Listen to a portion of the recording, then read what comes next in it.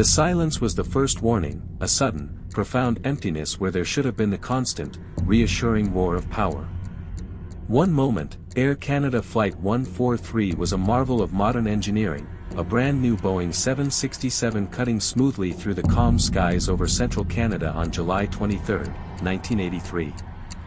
The next, it was a 132-ton glider, its twin engines dead, its fate resting entirely on the skill of its pilots and a measure of luck that was quickly running out. At 41,000 feet in the air, with 61 passengers and 8 crew members on board, the unthinkable was now their reality. The beautiful colored instrument displays, which had replaced the old-fashioned dials, simply went black, plunging the cockpit into a terrifying new world of quiet and doubt. This was no longer a normal flight from Montreal to Edmonton, it was a desperate race against gravity, a battle to turn a wide-body jet into a makeshift glider and find a safe place to land before they fell from the sky. For Rick Dion, an Air Canada maintenance engineer, this flight was supposed to be the joyful start of a 2-week vacation with his wife, Pearl, and his 4-year-old son, Chris. They were all very excited to be traveling on this new airplane. The captain, Bob Pearson, had kindly invited him to visit the flight deck, and Dion, with his deep interest in how planes worked, was thrilled to see all the new technology. He knew Pearson from a small flying club in St. Lazare, where the captain enjoyed flying gliders and small, lightweight planes. Sitting in the cockpit, Dion looked at the glowing computer screens, so different from the analog dials he was used to. It was a new, high-tech airplane, and it meant a big change for both the flight crews and the maintenance teams. For both Pearson, who had over 15,000 hours of flying experience, and his first officer, Maurice Quintal, with more than 7,000 hours, this particular aircraft was still very new to them. They were expert pilots, but this plane had only 150 hours of flight time, so everything about it felt fresh. The flight had started out perfectly, a smooth climb into a clear July sky. They had asked for and been granted permission to fly at 41,000 feet, which was very high for planes in 1983. This would put them above the fast-moving river of air called the jet stream, ensuring a quick and comfortable trip west. The mood was calm and professional. Then, without any warning, a sharp alarm sounded. It was a warning for critically low fuel pressure at one of the plane's fuel pumps. Something was wrong. The 767 had 3 main fuel tanks, 2 in the wings and 1 in the center for very long trips. Electric pumps pulled fuel from each tank and sent it to the 2 powerful engines. A low-pressure warning could mean that one of the pumps was broken and needed fixing. But it could also mean something much more serious, that there was no fuel left in the tank for the pump to move. Pearson's first thought was that it was just a mechanical problem. The forward fuel pump, it's just a bloody pump failing, I can tell you that, he said, trying to convince himself that it was a minor issue. But then another alarm sounded, this one from a different fuel pump on the plane's left side. The situation was becoming more worrying. It got a little more interesting when the second fuel boost pump light came on for that tank, which was a left tank, Dion noted from his seat in the cockpit. This seemed quite abnormal that 2 pumps would fail in a brand new airplane. A cold feeling of fear began to grow. Pearson's flight management computer, the advanced brain of the aircraft, told him he had more than enough fuel to finish the trip. But there was a critical, known problem, the separate digital fuel gauges were not working. They had been clearly marked as broken before the flight. The crew had no way of knowing how much fuel was actually in the tanks. Dion, using his knowledge as a maintenance engineer, gave a chilling opinion. Your assessment would be? Pearson asked him. My own personal thoughts might be low on the left tank, Dion replied. I used to be involved with transferring fuel and I know that when you're trying to empty a tank it'll start flashing periodically and then the pump will reprime and then the light will go out. In this case, it appeared to do exactly the same thing. The terrifying meaning was clear. If the left tank was almost empty, the right tank was probably low, too. Captain Pearson, a veteran of thousands of flights, knew it was time to stop thinking and start acting. That's it for Winnipeg now, he declared.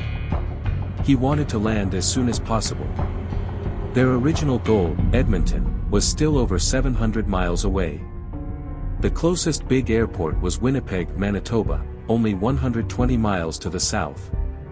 The crew, still trusting their flight computer which showed plenty of fuel, decided to change course. "We're showing lots of fuel on board our flight management computer and 3 normal fuel checks cross-checked with our fuel on our flight plan," Pearson explained. "So we elected to divert the flight to Winnipeg where Air Canada has a main maintenance base."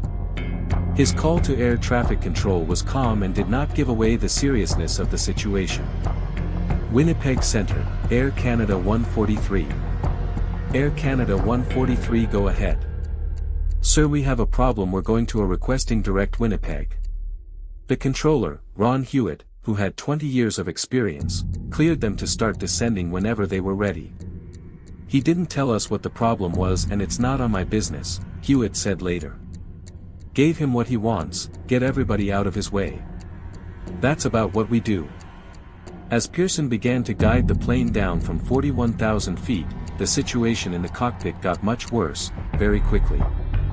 The number of low-pressure warnings grew, spreading to more and more fuel pumps. What was first a concern was now a full-blown emergency.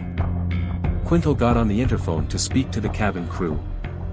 "Hello Kevin, we think we have problems with our fuel system. We are diverting to Winnipeg. All flight attendants to front galley please." The hope that these were just false alarms was disappearing. Rick Dion, sitting and watching, could not think of anything else to try. "Rick, can you think of anything we haven't done?" Pearson asked. "No, I can't, Bob," was the grim answer. Then came the sound every pilot fears, the deafening silence as the first engine stopped working. "Okay, lost the left engine." All doubt was now gone. Flight 143 was running out of fuel. "Okay, checklist, single engine landing," Pearson said, his voice tense.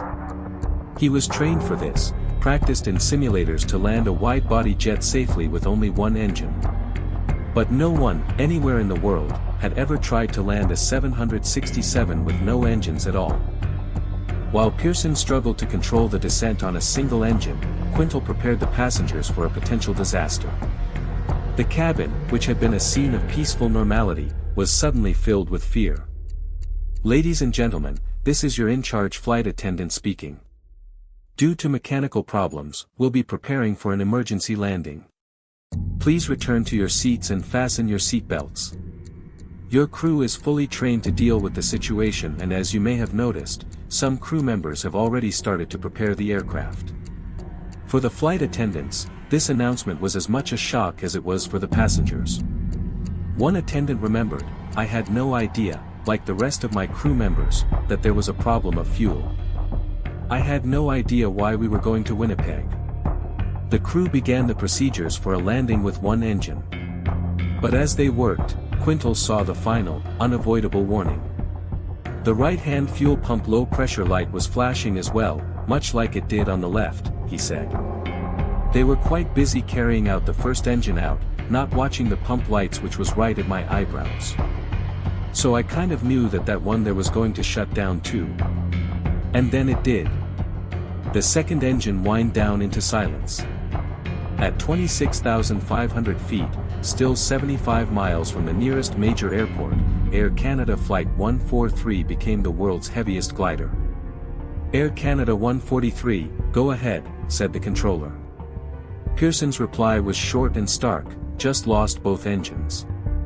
In the radar room, Ron Hewitt was shocked. "When both engines are shut off, I think he's had it. Holy, I'm talking to a dead man." The pilots were now in a situation no one had prepared for. "We were trained in the simulator to handle a single engine failure," Quintal reflected. "We had never practiced, and I don't believe most pilots ever get the chance to practice total engine failures, which we just lost their engines. It's highly unlikely that anybody's going to survive this, because I could see them trying to make a turn and spinning in. An airplane's engines do more than provide push, they also create the power needed to operate the plane's controls. Without them, the hydraulics and electrical systems should fail. The plane should have been impossible to control. But the 767, this symbol of modern technology, had one last, simple backup plan. Like a Swiss Army knife with one final hidden tool, it deployed the RAT, the ram air turbine. A small door sprang open, and a propeller, about the size of a propeller you would see on a little Cessna 150, was pushed out into the wind rushing past the plane. As it spun, it powered a small hydraulic pump, giving just enough power for the most basic flight controls. It was a lifeline, fragile and limited, but a lifeline all the same. "Thank you," Pearson said, a moment of deep thanks for this simple, mechanical rescue. Now, the real race began. He was a glider pilot, and his aircraft had just become a 132-ton glider. He needed to know where to go.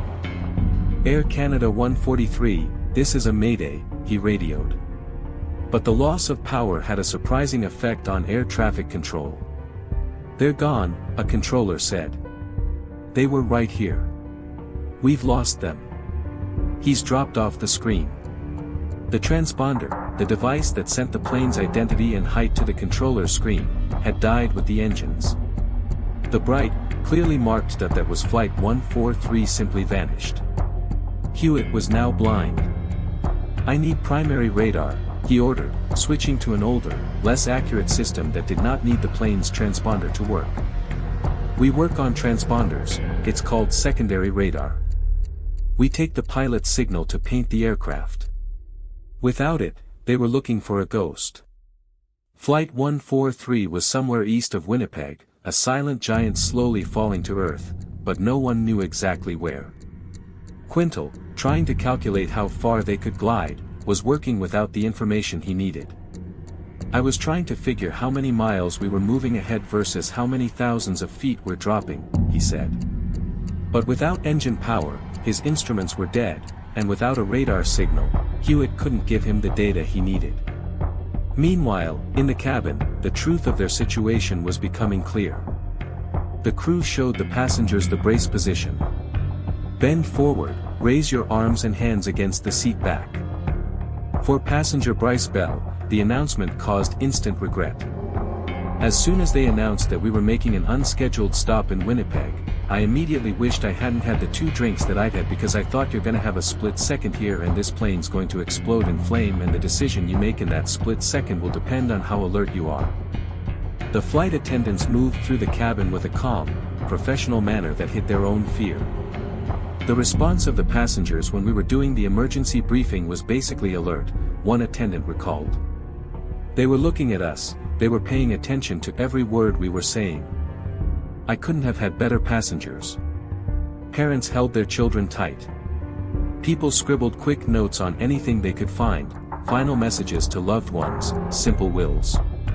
"It was about regrets," one passenger said. "It was about things I hadn't done in my life.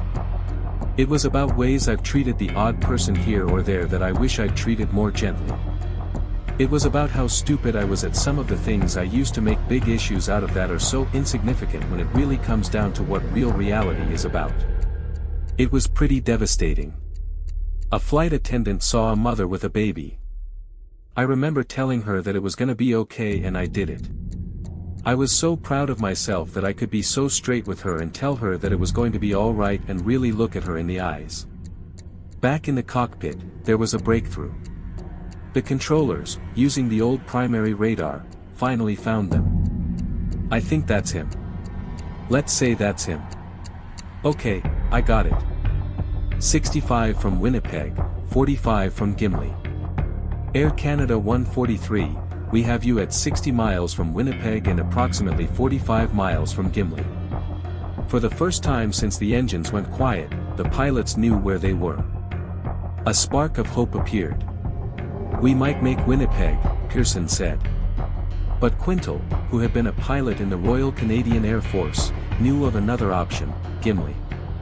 It was an old, closed-down Air Force base, about 20 miles closer. Even more importantly, he had trained there years ago. 45 miles to Gimli. That is a long runway. Negative emergency equipment at all. Just one runway available. It was a difficult choice, try for Winnipeg, which had full emergency services, but risk not making it, or head for the abandoned runway at Gimli, which was closer but had no support. Pearson made his decision. Okay then, we would prefer Winnipeg. The controller cleared them to continue on their current path. The feeling in the cockpit was one of intense, concentrated quiet. We all reacted very businesslike and say something specifically to the situation, but never would we ever look at each other, Dion remembered. I think we were all afraid that we might break down. Quintal kept doing his math, using the distance updates from air traffic control. The news was bad. Boris was calmly keeping track of our distance by input from Winnipeg air traffic control and our altitude, and he calculated our profile and came to the conclusion that we might not make the runway in Winnipeg, Pearson said. Quintal's calculation was brutally exact. At their current speed of descent, they would hit the ground a full 15 miles short of the Winnipeg runway. The controller's voice came back, confirming their only real option. You're approximately 12 miles from Gimli right now. Pearson did not wait. Where is it? Which way? The controller gave him a new direction. We're gonna go there. Rick Dion, whose knowledge was no longer needed in the cockpit, went back to his seat to be with his wife and son. Go check on my family. You guys don't need me up here right now, huh? No, we're okay. Sitting down with his family, the full weight of their danger hit him. When I went finally to sit down in my seat, this is where I thought, wow, this is it. The final approach began. Landing gear down, Quintal said. With no hydraulic power, he performed a gravity drop, releasing the locks and letting the landing gear fall and lock into place using their own weight. The two main gears, which are heavy, slammed down, and two green lights showed they were locked. But the nose gear, which is lighter, did not lock. The crew, busy with other critical tasks, did not realize it. I was not aware that nose gear was not down and locked, Quintal admitted later. It was sort of a last minute, and if it's something that you cannot control, you don't talk about, you don't mention it. The main thing was bring the aircraft on the runway. 5 miles to touchdown. Roger, we have the field in sight. 5 miles from Gimli, Pearson and Quintal finally saw their target. But a new problem appeared immediately. They were much too high and going much too fast. It's going to be too steep, too fast, Quintal observed. Yeah, I know, Pearson replied. A normal jet uses its flaps and slats to create drag and lift, allowing for a slow, controlled descent. The 767's flaps, however, were powered by the main hydraulic system, which was dead. They were coming in high and fast. They had two choices: do a 360-degree turn to lose the extra height, or try something different. A turn would take about 3 minutes, and they were already descending at 2,500 feet per minute with only 3,000 feet of altitude left.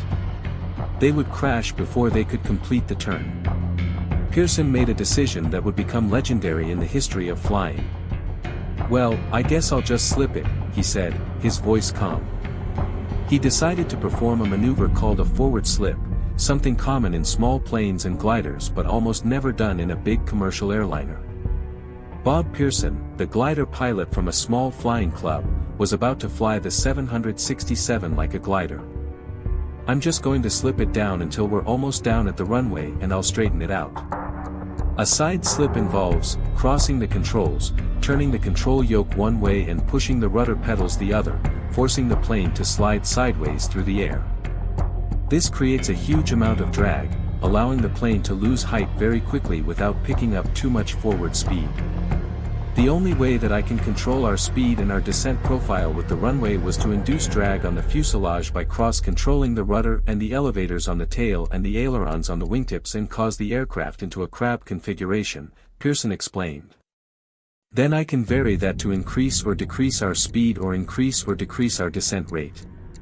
He turned the yoke to the left and pushed the right rudder pedal.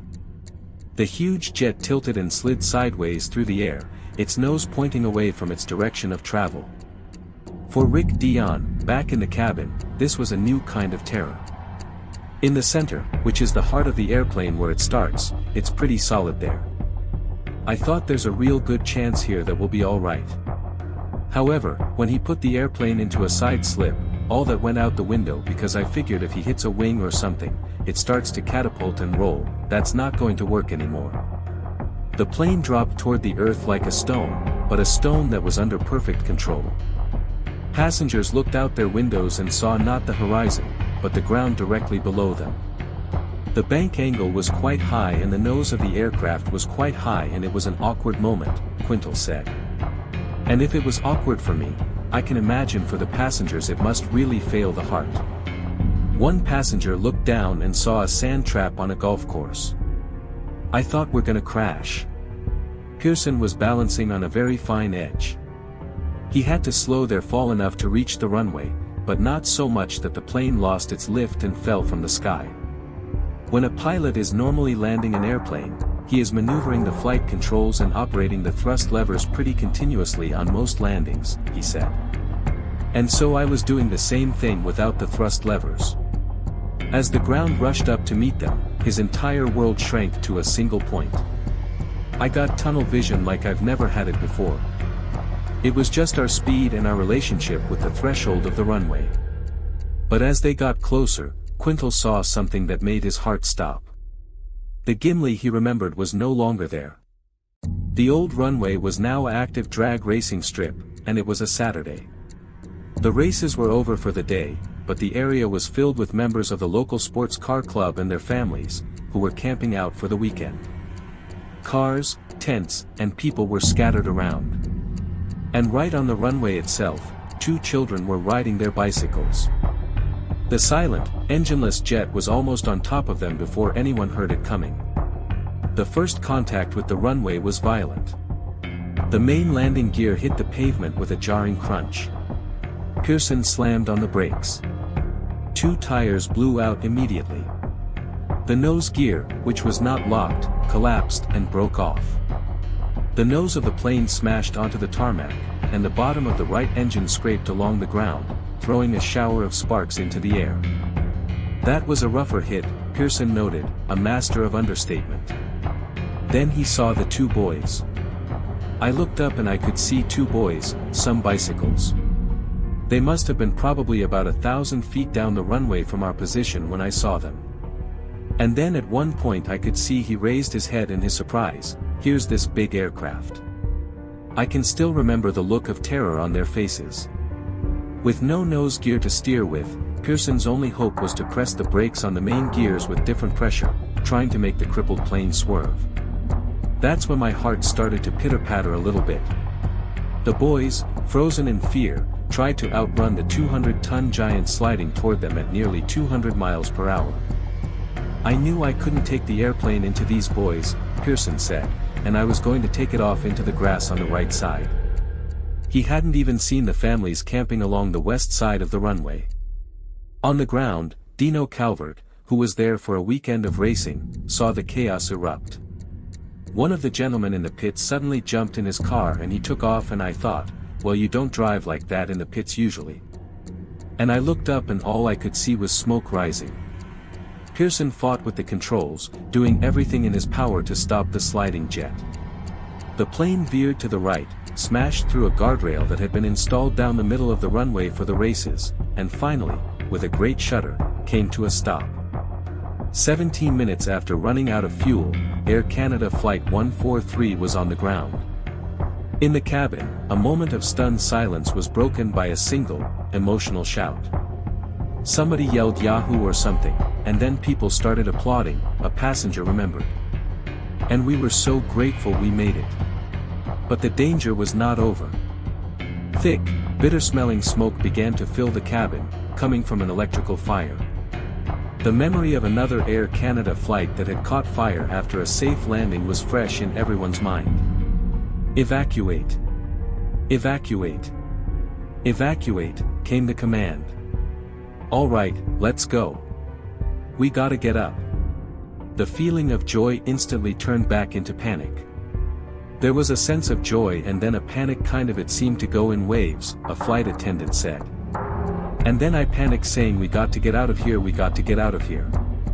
The crew activated the emergency evacuation slides. But because the plane's nose was on the ground, the aircraft was tilted at a steep, nose-down angle. The slides at the back of the plane were so steep they were like cliffs. When I opened my door and I saw that the chute was so steep, I thought, "Oh my goodness, how do I get these passengers to go down?" an attendant recalled. Passengers slid down recklessly. 10 people were slightly hurt during the evacuation, mostly from coming down the steep rear slides. On the ground, the people from the racing community jumped into action. "We grabbed the fire extinguishers on our way," said Calvert. "And you never go to a racetrack without having a fire extinguisher with you." And we ran up towards it. The smoke was coming from insulation between the inner and outer skins of the aircraft, which was smoldering from the heat and friction of the landing. It was quickly put out. The final, amazing count, all 69 people on board had survived. There was not one single serious injury. In the radar room, Ron Hewitt finally heard the news he had been hoping for. "I heard on the west radar frequency," he said, "one of the 767s is down." "Okay. He's in one piece." And that's when our cheer went up. I said okay, because all of these people were going to sleep in her own bed that night. Bob Pearson had done the impossible. He had glided a powerless 767 for more than 26,000 feet and landed it safely, a feat that would forever give the aircraft the nickname, the Gimli Glider. The very next day, the investigation began. How could one of the world's most advanced jets simply run out of fuel? Bill Taylor and Diane Roussel from Canada's Aviation Safety Bureau were among the first people to arrive at the scene. For Taylor, a junior engineer, going through the field for the first time was very exciting. It was new, it was a major aircraft. His first job was to confirm what everyone suspected: the plane was out of fuel. Investigators drained the tanks and collected less than 17 gallons. The 767 could hold almost 24,000 gallons. It was like having only 5 tablespoons of fuel in a mid-sized car's gas tank. There was no sign of a leak. The only possible conclusion was that Flight 143 had taken off without enough fuel. Diane Roussel focused on the electronics bay. The 767's digital fuel gauge processor had been broken. There was no replacement part in Montreal, so the plane had been sent on its way with the gauges officially not working. Roussel sent the unit to the manufacturer, Honeywell, for tests. After careful checking, they found the problem: a tiny part called an inductor coil, sealed in plastic, had a bad solder connection. This explained why the gauges did not work, but it did not explain why the plane was not fueled correctly. The ground crew had done a manual check of the tanks with a dipstick and had added the fuel they thought was needed for the trip. The mistake happened in the calculation that came next. The fueling records revealed the true story. It was a story of terrible human error, a lack of proper training, and a fatal mix-up between two systems of measurement. In 1983, Canada was in the middle of switching to the metric system. The 767 was Air Canada's first plane to use metric measurements. Its fuel was supposed to be calculated in kilograms. Every other plane in the fleet used pounds. The crew and the ground technicians were all used to working with pounds. Flight 143 needed 22,300 kilograms of fuel for the trip to Edmonton. Because of a series of miscalculations and misunderstandings, the plane was given only 22,300 pounds. Since a pound is only about 0.45 kilograms, the plane took off with less than half the fuel it needed. The flight management computer was told it had 22,300 units of fuel, and it correctly assumed the units were kilograms. It then gave the crew information that was perfectly accurate, but completely wrong, for the entire flight. The chain of failures was now complete: a broken fuel gauge, no training in metric conversions, and confusion over who was responsible for the calculations in the new two-person cockpit, where the job of the flight engineer had been eliminated. I had not received any, neither of us had received any training at all on under these calculations, Pearson confirmed. In a final, ironic twist, the failure of the nose gear probably saved lives. If it had held, the plane would have taken much longer to stop, and it might have slid into the crowds of campers and racers at the end of the Gimli Strip. That could have led to a terrible disaster with many injuries or deaths. Pearson and Quintal were partly blamed for their roles in what happened, but they were also praised as heroes. A government investigation led to better training and clearer rules for metric fuel conversions. Rick Dion retired from Air Canada in 2003. Maurice Quintal was promoted to captain in 1989. Bob Pearson flew for 10 more years, and his experience at Gimli shaped the rest of his career as a pilot. This experience affected me mostly by making me more relaxed as a pilot, he said. Giving me the feeling that as much as I've trained for all those years that there's always that question about how you're going to perform when the chips are down. And I now have the feeling that no matter what, as long as an aircraft stay together, I would get it safely back on the ground. His incredible skill was later tested in the most serious way possible. They got proven in the simulator in Vancouver, Rick Dion said. They tried out this same circumstances with several crews and they all crashed. The story of Flight 143 is a powerful one, a tale of human mistake and human greatness existing side by side. It shows how a simple math error can nearly cause a tragedy, and how human skill, courage, and a strong will to live can pull victory from the edge of disaster. For the passengers and crew who lived through those frightening minutes, it was a deep, life-changing event. Once you take your deck of cards and fire it in the air, you're truly free, one passenger said, trying to explain the strange feeling. And I guess from that point of view, Gimli could. I could. I find it very difficult to say, but Gimli was maybe almost the best thing that ever happened to me next to meeting my wonderful wife and marrying her. Just 2 days after its incredible landing, the Gimli Glider was fixed and flown out. A quarter of a century later, that same Boeing 767 was still flying, a living reminder of a day when modern technology failed, and the timeless qualities of human skill and calm thinking triumphed against impossible odds, forever securing its place in the history of flight. The story of the Gimli Glider remains, not just as a warning about failure, but as an amazing example of the power of staying calm in a crisis, the value of thinking differently, and the incredible strength that can appear when every single moment is critical and there is no room for error. It stands as a permanent symbol that even when the machines we rely on stop working, the human ability for cleverness and bravery can still, against all expectations, find a way to bring us safely home.